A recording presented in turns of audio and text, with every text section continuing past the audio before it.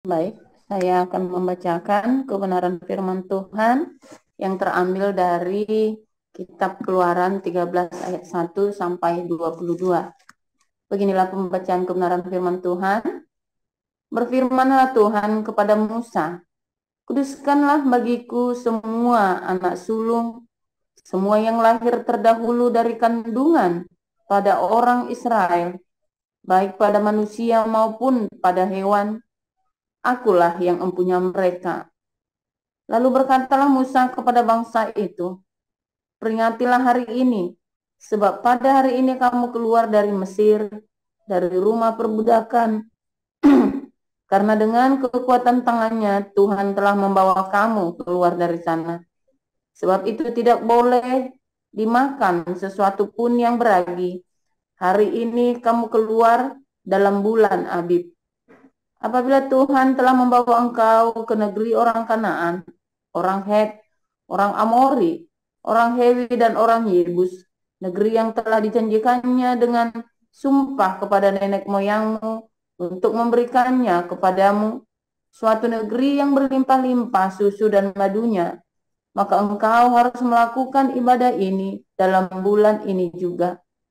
Makanlah roti yang tidak beragi 7 hari lamanya, dan pada hari yang ketujuh akan diadakan hari raya bagi Tuhan. Roti yang tidak beragi haruslah dimakan selama 7 hari itu. Sesuatu pun yang beragi tidak boleh dilihat padamu, bahkan ragi tidak boleh dilihat padamu di seluruh daerahmu. Pada hari itu harus kau beritahukan kepada anakmu laki-laki, ibadah ini adalah karena mengingat apa yang dibuat Tuhan kepadaku pada waktu aku keluar dari Mesir.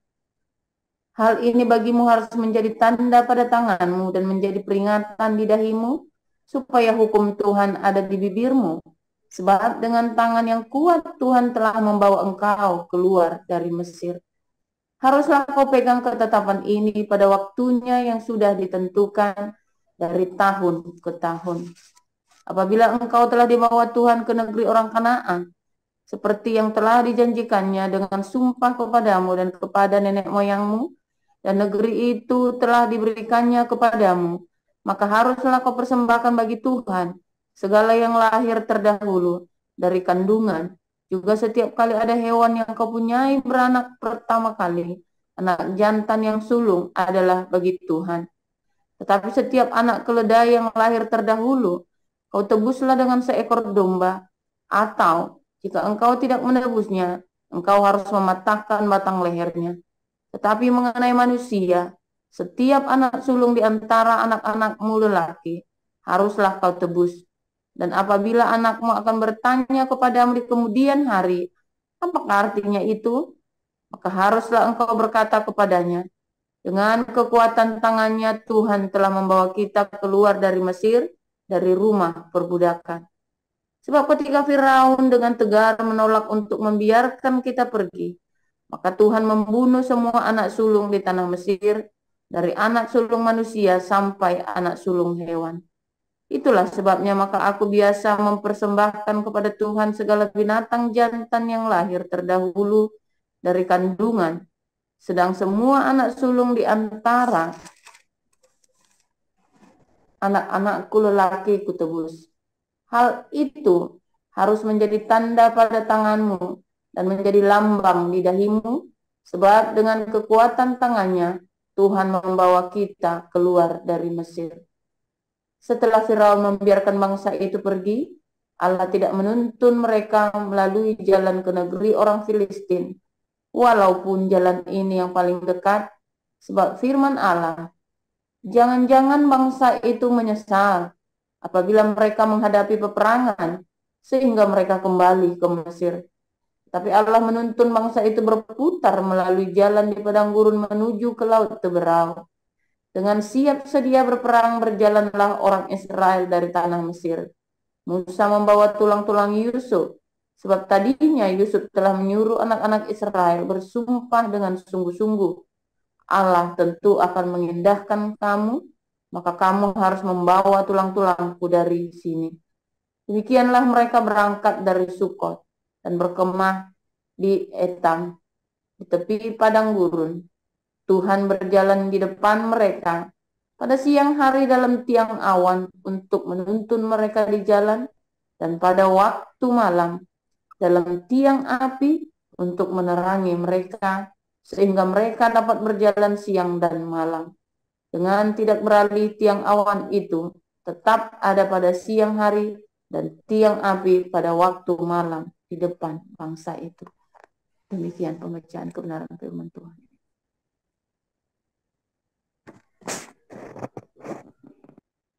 Silahkan dilanjutkan Bu Marjuni.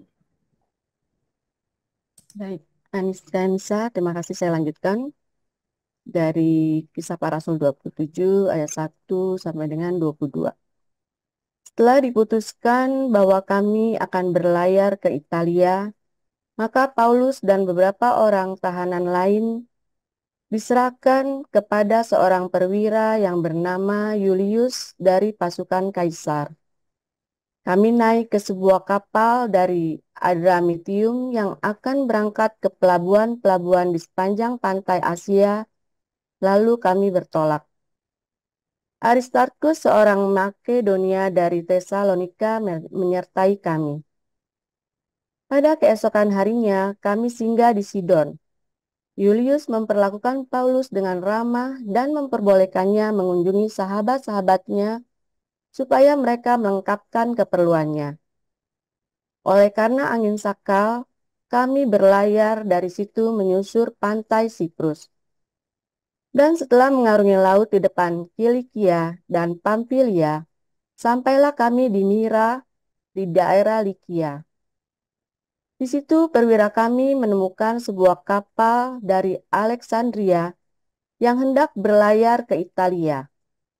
Ia memindahkan kami ke kapal itu. Selama beberapa hari berlayar, kami hampir-hampir tidak maju, dan dengan susah payah kami mendekati Knidus. Karena angin tetap tidak baik, kami menyusur pantai Kreta melewati Tanjung Salmone. Sesudah kami dengan susah payah melewati tanjung itu, sampailah kami di sebuah tempat bernama Pelabuhan Indah, dekat kota Lasea. Sementara itu sudah banyak waktu yang hilang. Waktu puasa sudah lampau dan sudah berbahaya untuk melanjutkan pelayaran. Sebab itu, Paulus memperingatkan mereka, katanya, "Saudara-saudara, aku lihat bahwa pelayaran kita akan mendatangkan kesukaran-kesukaran dan kerugian besar, bukan saja bagi muatan dan kapal, tetapi juga bagi nyawa kita." Tapi perwira itu lebih percaya kepada jurumudi dan nahkoda daripada kepada perkataan Paulus. Karena pelabuhan itu tidak baik untuk tinggal di situ selama musim dingin, maka kebanyakan dari mereka lebih setuju untuk berlayar terus dan mencoba mencapai kota Phoenix untuk tinggal di situ selama musim dingin. Kota Phoenix adalah sebuah pelabuhan pulau Kreta yang terbuka ke arah barat daya dan ke arah barat laut. Pada waktu itu angin sepoi-sepoi bertiup dari selatan. Mereka menyangka bahwa maksud mereka sudah tentu akan tercapai. Mereka membongkar sauh lalu berlayar dekat sekali menyusut pantai Kreta. Tetapi tidak berapa lama kemudian turunlah dari arah pulau itu angin badai yang disebut angin timur laut. Kapal itu dilandanya dan tidak tahan menghadapi angin haluan. Karena itu kami menyerah saja dan membiarkan kapal kami terombang-ambing. Kemudian kami hanyut sampai ke pantai sebuah pulau kecil bernama Kauda, dan di situ dengan susah payah kami dapat menguasai skoci kapal itu. Dan setelah skoci itu dinaikkan ke atas kapal, mereka memasang alat-alat penolong dengan meliliti kapal itu dengan tali. Dan karena takut terdampar di Betting Sirtis, mereka menurunkan layar dan membiarkan kapal itu terapung-apung saja. Karena kami sangat hebat diombang-ambingkan angin badai, maka pada keesokan harinya mereka mulai membuang muatan kapal ke laut. Dan pada hari yang ketiga mereka membuang alat-alat kapal dengan tangan mereka sendiri. Setelah beberapa hari lamanya, baik matahari maupun bintang-bintang tidak kelihatan, dan angin badai yang dahsyat terus-menerus mengancam kami, akhirnya putuslah segala harapan kami untuk dapat menyelamatkan diri kami. Dan karena mereka beberapa lamanya tidak makan, berdirilah Paulus di tengah-tengah mereka dan berkata, "Saudara-saudara, jika sekiranya nasihatku dituruti, supaya kita jangan berlayar dari kereta, kita pasti terpelihara dari kesukaran dan kerugian ini. Tetapi sekarang juga dalam kesukaran ini, aku menasihatkan kamu supaya kamu tetap bertabah hati, sebab tidak seorang pun di antara kamu yang akan binasa, kecuali kapal ini." Demikian.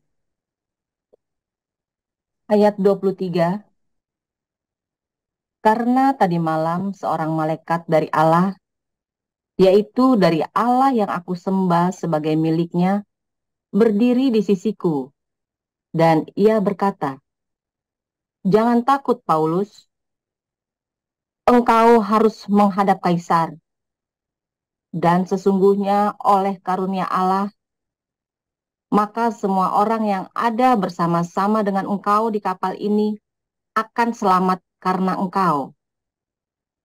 Sebab itu, tabahkanlah hatimu, saudara-saudara, karena aku percaya kepada Allah bahwa semuanya pasti terjadi sama seperti yang dinyatakan kepadaku. Namun kita harus mendamparkan kapal ini di salah satu pulau. Malam yang ke-14 sudah tiba dan kami masih tetap terombang-ambing di Laut Adria.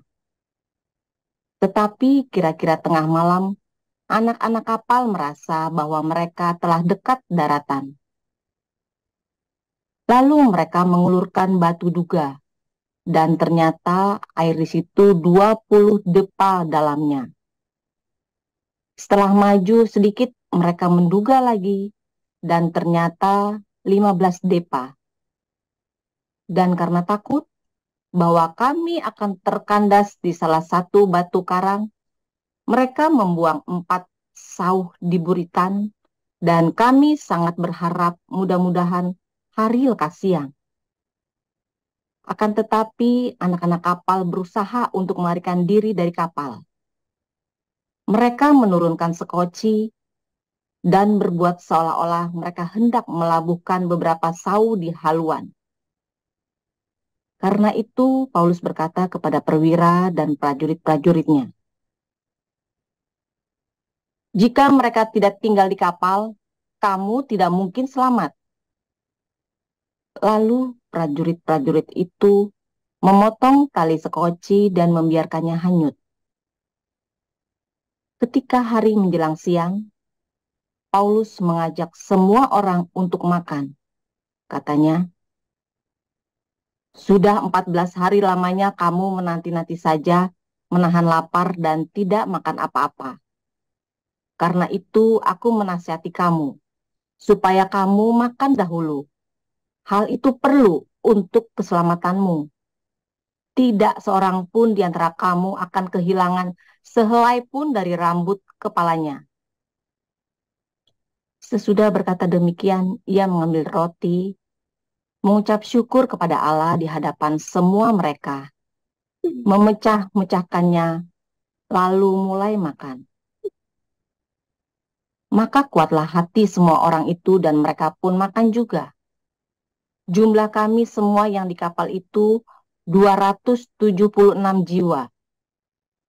Setelah makan kenyang, mereka membuang muatan gandum ke laut untuk meringankan kapal itu. Dan ketika hari mulai siang, mereka melihat suatu teluk yang rata pantainya. Walaupun mereka tidak mengenal daratan itu, mereka memutuskan untuk sedapat mungkin mendamparkan kapal itu ke situ. Mereka melepaskan tali-tali sauh, lalu meninggalkan sauh-sauh itu di dasar laut. Sementara itu, mereka mengulurkan tali-tali kemudi, memasang layar topang supaya angin meniup kapal itu menuju pantai. Tetapi mereka melanggar busung pasir dan terkandaslah kapal itu. Haluannya terpancang dan tidak dapat bergerak, dan buritannya hancur dipukul oleh gelombang yang hebat. Pada waktu itu, prajurit-prajurit bermaksud untuk membunuh tahanan-tahanan, supaya jangan ada seorang pun yang melarikan diri dengan berenang. Tetapi perwira itu ingin menyelamatkan Paulus. Karena itu ia menggagalkan maksud mereka dan memerintahkan supaya orang-orang yang pandai berenang lebih dahulu terjun ke laut dan naik ke darat, dan supaya orang-orang lain menyusul dengan mempergunakan papan atau pecahan-pecahan kapal. Demikianlah mereka semua selamat naik ke darat. Demikianlah sabda Tuhan. Ya, terima kasih Bu Rima. Ada tambahan ayat, persiapan Pak Edi Supriyono membacakan Lukas 12 ayat 1 sampai 12. Pak Edi Supriyono bisa membacakan Lukas 12 ayat 1 sampai 12. Minta tolong Pak, apakah bisa?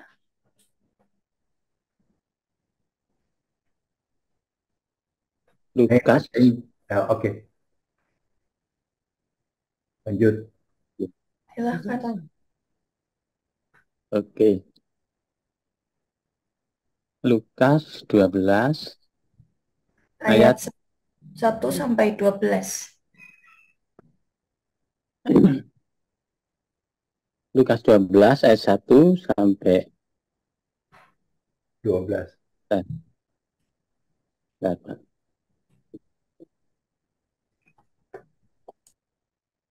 Demikian firman Tuhan. Sementara itu beribu-ribu orang banyak telah berkerumun sehingga mereka berdesak-desakan. Lalu Yesus mulai mengajar pertama-tama kepada murid-muridnya, katanya, waspadalah terhadap ragi, yaitu kemunafikan orang Farisi. Tidak ada sesuatu pun yang tertutup yang tidak akan dibuka, dan tidak ada sesuatu pun yang tersembunyi yang tidak akan diketahui. Karena itu apa yang kamu katakan dalam gelap akan kedengaran dalam terang. Dan apa yang kamu bisikkan ke telinga di dalam kamar akan diberitakan dari atas atap rumah. Aku berkata kepadamu, hai sahabat-sahabatku, janganlah kamu takut terhadap mereka yang dapat membunuh tubuh dan kemudian tidak dapat berbuat apa-apa lagi. Aku akan menunjukkan kepada kamu siapakah yang harus kamu takuti. Takutilah dia yang telah membunuh, mempunyai kuasa untuk melemparkan orang ke dalam neraka. Sesungguhnya aku berkata kepadamu, takutilah dia. Bukankah burung pipit dijual 5 ekor 2 duit? Sungguh pun demikian tidak seekor pun daripadanya yang dilupakan Allah. Bahkan rambut kepalamu pun terhitung semuanya. Karena itu jangan takut, karena kamu lebih berharga daripada burung pipit. Aku berkata kepadamu, setiap orang yang mengakui aku di depan manusia, Anak manusia juga akan mengakui dia di depan malaikat-malaikat Allah. Tetapi barang siapa menyangkal aku di depan manusia, ia akan disangkal di depan malaikat-malaikat Allah. Setiap orang mengatakan sesuatu melawan anak manusia, ia akan diampuni. Tetapi barang siapa menghujat Roh Kudus, ia tidak akan diampuni. Apabila orang menghadapkan kamu kepada majelis-majelis atau kepada pemerintah-pemerintah dan penguasa-penguasa, janganlah kamu khawatir bagaimana dan apa yang harus kamu katakan untuk membela dirimu. Sebab pada saat itu juga Roh Kudus akan mengajar kamu apa yang harus kamu katakan. Amin. Demikian firman Tuhan, Mbak Nisa. Amin. Terima kasih Bu Sarma, Bu Marjuni, Bu Rima, dan Pak Edi. Judul pada pagi hari ini, Badai Malaikat Israel oleh Pastor Paul. Silahkan Pastor Paul. Oke. Ya, luar biasa firman Tuhan hari ini agak panjang, tapi nanti saya singkat aja. 1. ragi, ya. Mengapa ada hari raya roti tak beragi? Itu adalah sebuah nubuatan, saudara ya, tentang kemunafikan dari pengajaran para guru-guru Israel, guru-guru agama, saudara ya, yang berteori dengan segala macam teori yang indah, tapi nggak bisa praktek, saudara. Itulah orang munafik. Teorinya banyak sekali, ya rasanya paling hebat, wow, saling memaki, saudara, tapi nggak bisa praktek, nggak ada buahnya. Pendeta-pendeta juga yang suka ngajar pinter-pinter, indah-indah pengajarannya, tapi nggak ada yang praktek, saudara ya. Serius ya, oh itu aduh, capek dah kalau cerita gereja begitu ya, saudara ya. Saya sendiri pernah dari dalamnya soalnya ya, jadi gimana dong? Saya pernah bagian dari dalamnya, sampai saya dihajar sama Tuhan habis-habisan. Awasilah dirimu dan ajaranmu, bertekunlah dalam semuanya itu. Dengan demikian kamu menyelamatkan dirimu dan orang-orang lain juga. Seorang hamba Tuhan, seorang hamba Tuhan, seorang ayah, seorang ibu, seorang guru, seorang pengajar, seorang pemimpin harus berkata, teladanilah aku seperti aku meneladani Kristus. Kalau dia tidak berani ngomong begitu, itulah ragi orang Farisi. Itulah ragi, saudara. Dan kamu tidak boleh menyimpan ragi di rumahmu. Segala macam teori yang indah-indah, tapi kamu tidak bisa praktek. Bullshit, saudara. Singkirkan dari rumahmu. Sebab kamu akan pergi ke tanah perjanjian. Kalau kamu masih menyimpan ragi orang Farisi di rumahmu, ya, itu adalah hari raya penyucian, saudara ya. Setelah kamu lepaskan apa yang menjadi posesif dalam hidupmu, lepaskan. Itulah anak sulung ya, saudara ya. Itulah anak sulung yang mati. Matikan, saudara. Lepaskan yang posesif dalam hidupmu, lepaskan.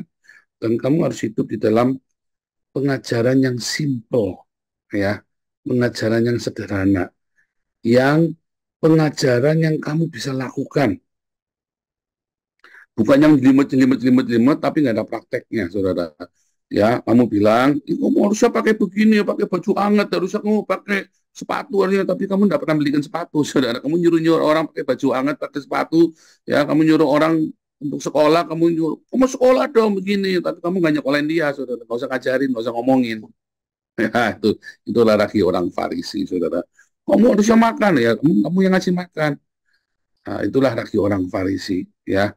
Banyak teori, tapi nggak ada prakteknya, saudara. Gajah dibelangkoni. Itulah lagi orang Farisi. Dua, badai, ya, topan badai, ya kan? Tiang awan dan tiang api, itulah badai, ya. Saudara, badai itu, ya, penyebabnya adalah kita yang ngeyel, saudara ya.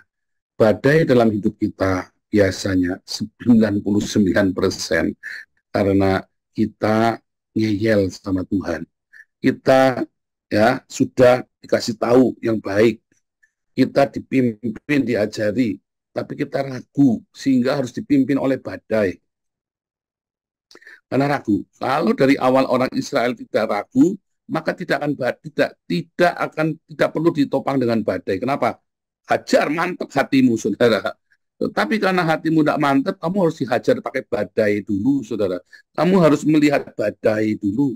Tapi jangan takut, saudara. Di dalam badai itu tidak akan ada satu rambut pun lepas, kalau bukan karena Tuhan mengizinkan.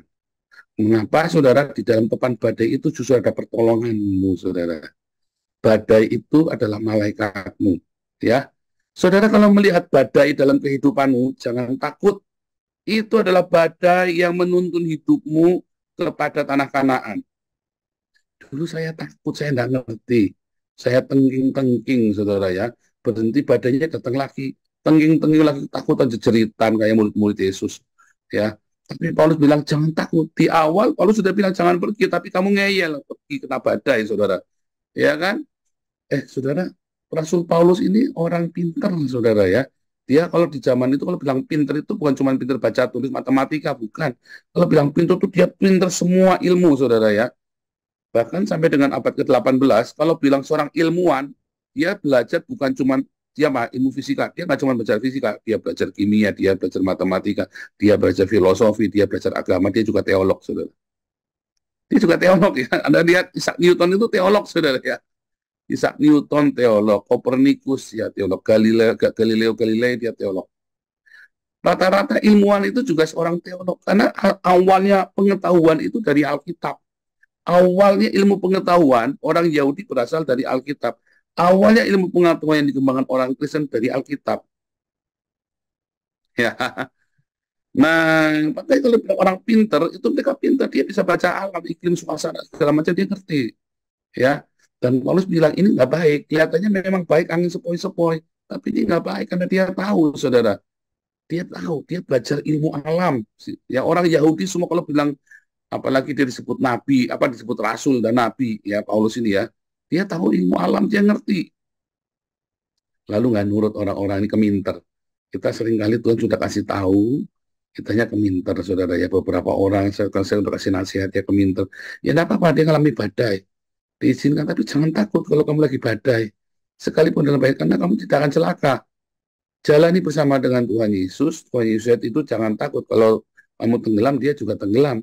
Lewati, saudara. Karena topan badai itu kan menuntunmu kepada tanah perjanjian. Yang penting sikap hati kita benar. Ya, sikap hati kita jangan keras, jangan ngeyel, jangan ngotot, jangan cari pembenaran. Nikmati badai itu. Kalau memang kita ada salah, akui kita salah. Kalau memang kita ada kesombongan, biarlah kita rendah hati. Kita cari Tuhan yang sungguh-sungguh di tengah badai, topan badai itu.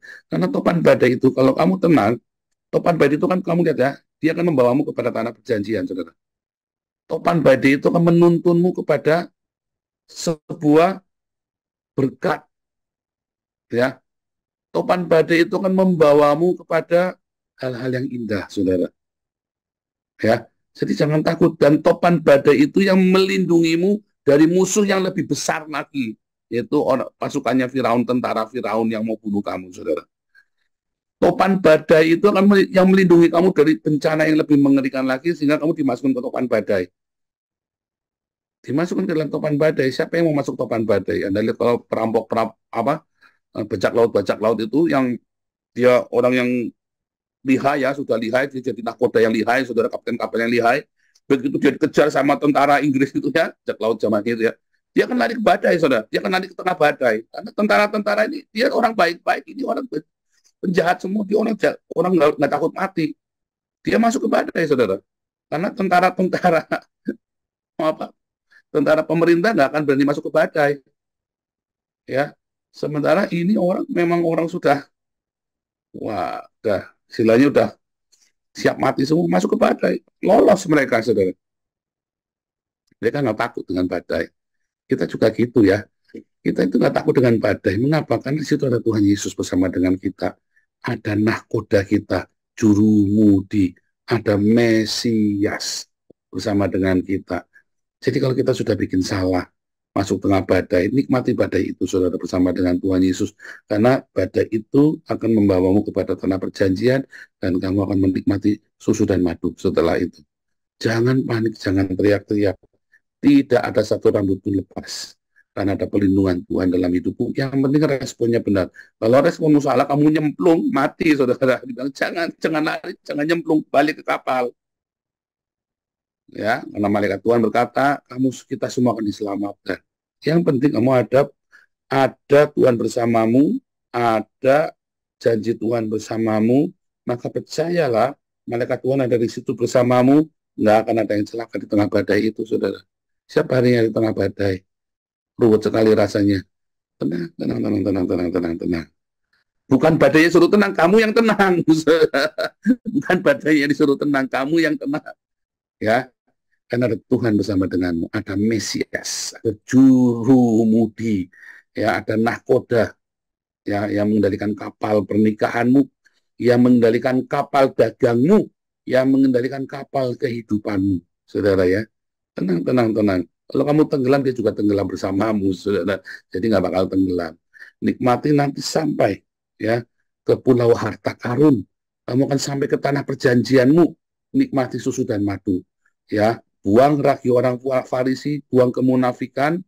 Ya, simple, lakukan firman Tuhan. Mengasihi, mengampuni, memberkati. Ya, hidup bersahaja setiap hari. Ya, rendah hati, berdiakonia, militan. Ya, Buang lagi orang Farisi. Caranya begitu, saudara. Ya, jangan kebanyakan teori, jangan kebanyakan Trinitas, Oneness, apa, mumet sudah nggak usah turutin. Ya, itu biar saya saja buat ngaplokin mereka. Saya memang sekolah buat nampolin mereka. Kamu tidak perlu sekolah jadi dokter teologi ya buat melakukan apa yang Tuhan Yesus ajarkan. Simple. Ya, saya jadi dokter teologi cuma buat tampol-tampolan aja, saudara. Ya kan? Kalau nggak kan nggak seru, saudara. YouTube-nya nggak ada yang datang nanti kalau nggak tampol-tampolan. Tapi untuk menghadapi kehidupan nggak perlu jadi dokter teologi, saudara. Nggak perlu sekolah di HIPA, sekolah di High Kiosk Bible College aja. Ya. Nah, kedua, masuk dalam badai, menikmati, responi dengan benar. Yesus adalah jurumudi. Kapal apa? Bahtera pernikahanmu, Yesus jurumudi bagi kapal dagangmu, Yesus jurumudi bagi kapal kehidupanmu. Kamu akan sampai selamat ke tanah perjanjian. Jadi jangan kamu tenangkan badainya, tapi tenangkan hatimu. Jadilah tenang, supaya kamu dapat berdoa dan mendengar apa yang Tuhan mau, dan kamu akan lihat malaikatnya menjagamu. Tuhan Yesus memberkati.